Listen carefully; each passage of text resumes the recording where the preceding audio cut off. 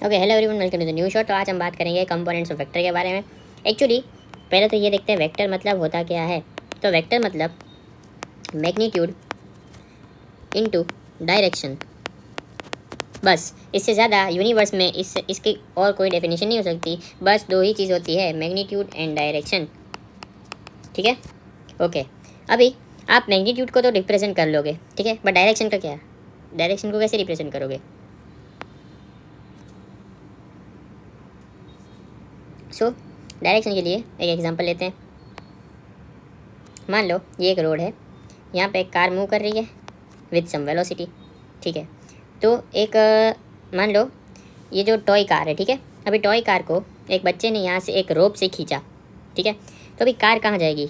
देखो, कार यहाँ भी जाएगी और ऊपर भी लिफ्ट होगी, है ना। ऊपर भी लिफ्ट होगी, थोड़ा नीचे भी हॉरिजॉन्टल भी मूव करेगी, ठीक है। तो इसका कंपोनेंट क्या हो गया?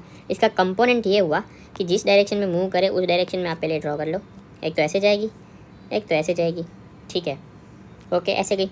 अभी देखो ये कौन सी एक्सिस है? ये एक्स एक्सिस है, ये वाई एक्सिस है, ठीक है। आप सभी को इतना तो पता ही है, एक्स एक्सिस है, वाई एक्सिस है, ठीक है। अभी देखो, अगर आपको वाई एक्सिस ड्रॉ नहीं करना आता, अगर आप नहीं कर पाते, तो एक काम करो, एक्स के परपेंडिकुलर जो भी है वो ड्रॉ कर दो, ठीक है। परपेंडिकुलर ड्रॉ किया, वाई मिल गई। अभी जो बीच का जो है ना, ये बीच को अपन बोलते हैं रिजल्टेंट वेक्टर, रिजल्टेंट वेक्टर, ठीक है।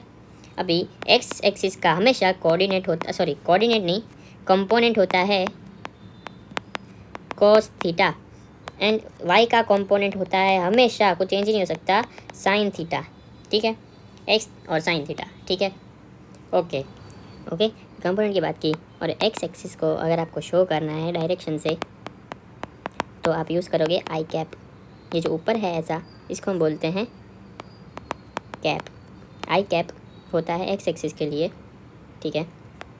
आई कैप यहाँ पे लिख देता हूँ, आई कैप, ठीक है।